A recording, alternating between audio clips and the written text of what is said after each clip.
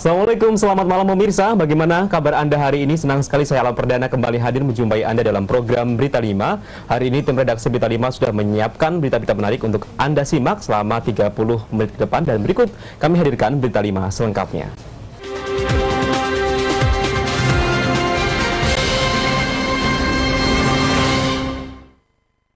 Pemirsa, jelang H-2 hari pemungutan suara pemilu legislatif 9 April mendatang, temuan pelanggaran kampanye semakin banyak.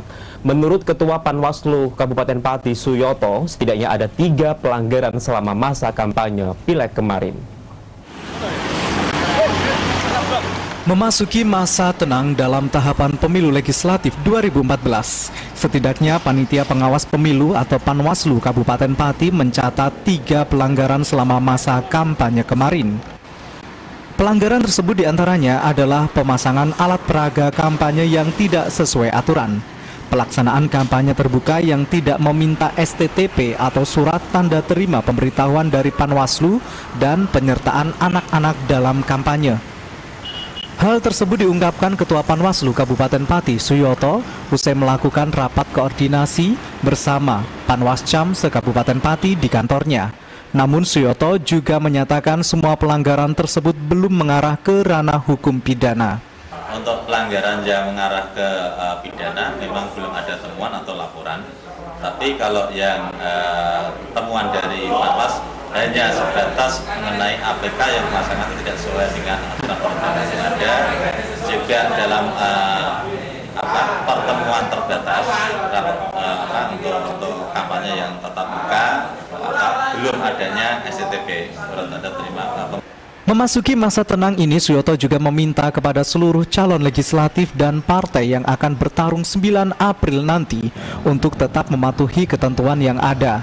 Karena jika ditemukan pelanggaran, pihaknya tak segan melakukan tindakan tegas. Dalam masa tenang ini, Panwaslu juga bekerja sama dengan Satpol PP terus membersihkan alat peraga kampanye di beberapa tempat hingga H-1 hari pencoblosan. Suyoto menilai kesadaran diri para caleg dan pihak partai sendiri dalam upaya ikut membersihkan APK di Pati masih sangat rendah. Edi Setio, Simpang 5 TV melaporkan. Masih terkait pemilu, pemirsa, pelaksanaan pemilu legislatif tinggal 2 hari lagi. Berbagai persiapan pun dilakukan pihak penyelenggara, baik di tingkat kabupaten hingga desa. Dan dipastikan pendistribusian logistik dari PPK ke masing-masing PPS hari Senin hari ini sudah dapat terselesaikan. Penyelenggaraan pemilu legislatif 2014 sudah diambang pintu. Berbagai persiapan penyelenggaraan pun sudah dilakukan baik dari KPU Kabupaten, PPK hingga PPS. Seperti yang dilakukan oleh pihak PPS Desa Bageng, Kecamatan Gembong. Syukur, KPPS Bageng mengungkapkan pihaknya sudah membagikan seluruh formulir C6 yang merupakan undangan bagi para pemilih, yakni sebanyak 3.131 lembar sejak H-4 lalu. Pasalnya berdasarkan PKPU nomor 26 tahun 2013 yang diubah menjadi PKPU nomor 5 tahun 2014, formulir C6 harus sudah dibagikan pada H-3.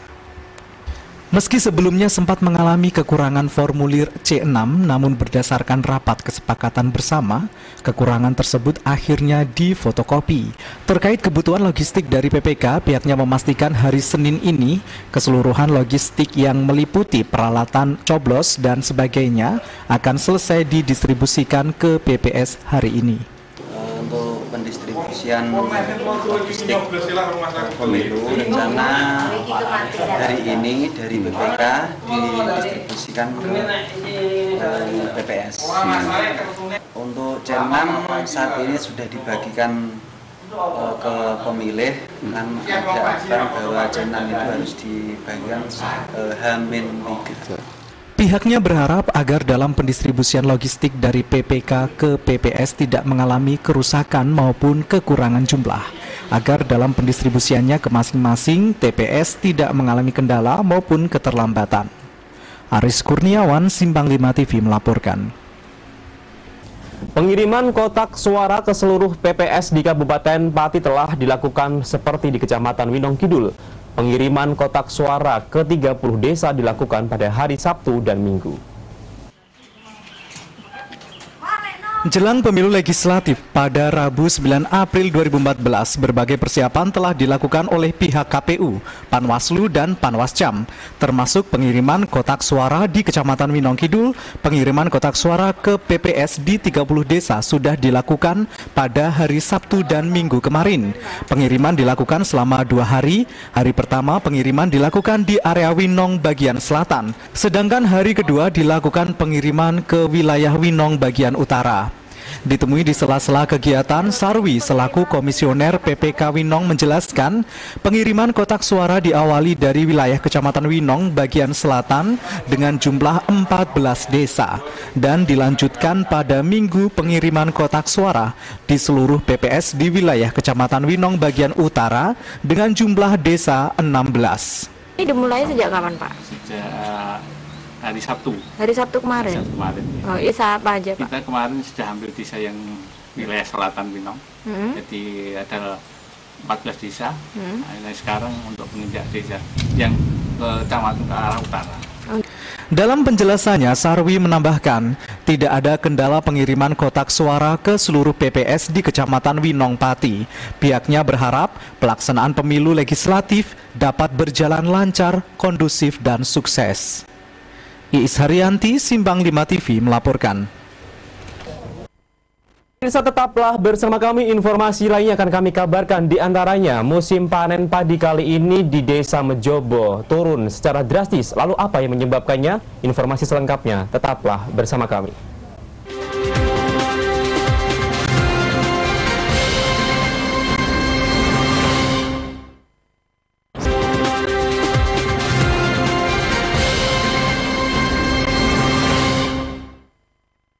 Senang sekali Anda masih menyimak program Berita 5 pemirsa, dan selamat malam bagi Anda yang baru bergabung bersama kami. Pemirsa, Bupati Pati Haryanto Senin pagi menyerahkan 79 unit sepeda motor dan 1 unit mobil kepada anggota TNI yang bertugas sebagai bintara pembina desa yang berada di Koramil, wilayah Kodim 0718 Pati.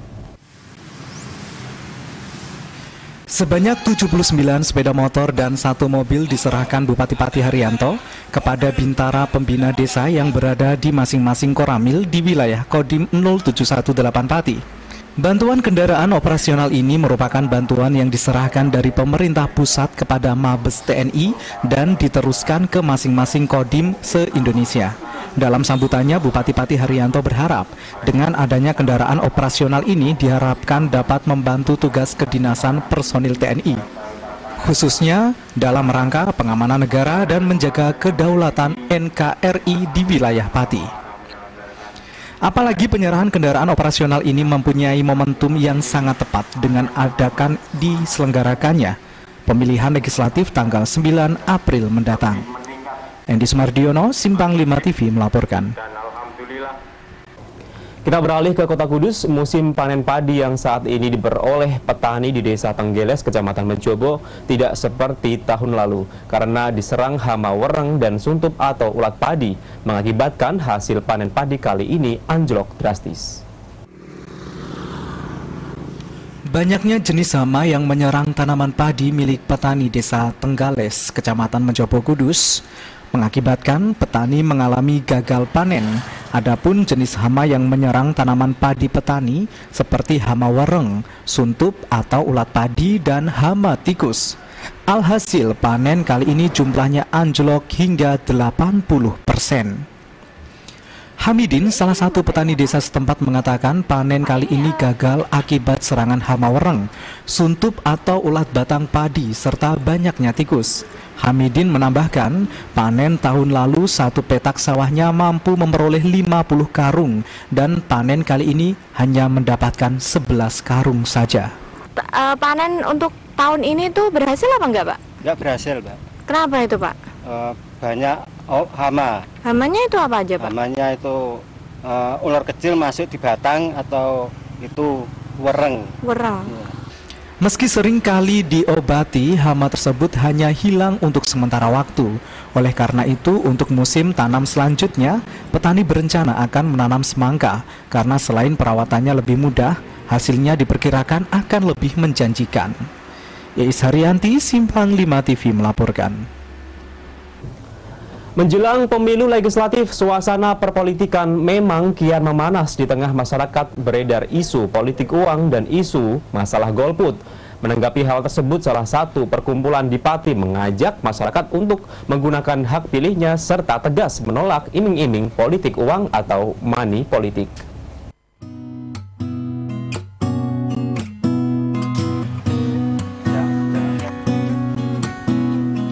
Salah satu bidang yang menjadi konsen perkumpulan Budi Utomo adalah pelayanan publik. Sebagaimana diketahui, sebelum era reformasi, pelayanan publik di berbagai instansi pemerintah dikenal lamban dan korup. Sejak era reformasi, komitmen perbaikan telah ditunjukkan pemerintah pusat melalui berbagai perbaikan dalam layanan publik. Namun kenyataannya, komitmen reformasi di jajaran pusat tidak serta-merta diikuti jajarannya di daerah.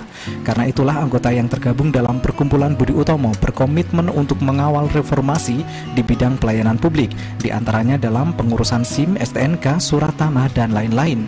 Setiap hari, Sekretariat Perkumpulan Budi Utomo, Rianta di Jalan Ahmad Yani selalu didatangi warga yang kesulitan mengurus SIM atau membuat akta tanah. Tanpa dipungut imbalan, masyarakat yang datang mendapat pendampingan untuk menyelesaikan urusan birokrasi hingga selesai. Tidak hanya dibantu mengurus surat-surat, warga juga mendapat wawasan tentang aturan hukum dan hak-hak warga negara. Dengan bekal wawasan mengenai aturan yang cukup, warga tidak perlu takut menghadapi birokrasi dalam setiap pengurusan birokrasi. Warga juga tahu kemana menyalurkan aspirasinya jika merasa dirugikan dalam pelayanan publik. Ketua Perkumpulan Budi Utomo, Rianta, menegaskan komitmennya untuk mencerdaskan masyarakat. Dijelaskan selama ini masyarakat cenderung dibiarkan bodoh sehingga sering menjadi korban dalam urusan yang berhubungan dengan birokrasi. Lebih lanjut, menjelang pemilihan legislatif 9 April nanti, Rianta menghimbau seluruh masyarakat untuk menentukan pilihannya. Rianta berharap masyarakat tidak memilih caleg karena iming-iming uang, namun yang menyodorkan kontrak politik jika caleg tersebut menjadi wakil rakyat. Hal ini penting karena menurut pengamatannya, banyak produk-produk aturan baik yang dibuat wakil rakyat di pusat maupun daerah justru merugikan rakyat sendiri. Salah satunya yang ada di Pati, yakni Perda Kabupaten Pati nomor 1 tahun 2011 mengenai retribusi jual beli tanah. Dalam Perda produk wakil rakyat periode 2009-2014 tersebut, rakyat dipungut biaya sebesar dalam transaksi jual beli tanah yakni 5% dari harga. Hal tersebut sangat memberatkan terutama bagi rakyat miskin yang akan menjual atau membeli tanah. Selain itu, masih banyak produk hukum yang dibuat wakil rakyat namun justru merugikan rakyatnya.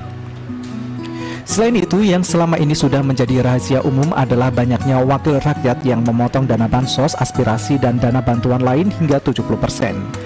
Hal itu menurutnya merupakan akibat dari politik transaksional saat pemilihan umum. Karena itu dia mengajak warga tidak memilih wakil rakyat yang memotong dana bantuan masyarakat. Yang terakhir, Rianta menghimbau masyarakat memilih wakil rakyat yang berasal dari daerah setempat. Sebab dengan adanya putra daerah yang menjadi wakil di pusat, masyarakat lebih mengenal dan mudah mengakses anggota DPRD di provinsi maupun pusat untuk menyalurkan aspirasinya. Warahmatullahi wabarakatuh. Kula pun asma Mulyono, mijil saking Dusun Payang, Kecamatan Pati, Kabupaten Pati, kepareng atur kawigatosan bilih benjang tanggal 9 April warsa 2018 ampun kesupen katur dumateng panjenengan sedaya milih wakil rakyat. Milih wakil rakyat, ampun golput. Sepisan malih ampun milih wakil rakyat ingkang paring arta. Pramila saking menika, sepisan malih katur dumateng warga Kabupaten Pati, Kabupaten Grobogan, Kabupaten Rembang, Kabupaten Blora milih wakil rakyat putra asli daerah. Cekap semanten. Wabillahi taufiq wal hidayah. Assalamualaikum warahmatullahi wabarakatuh.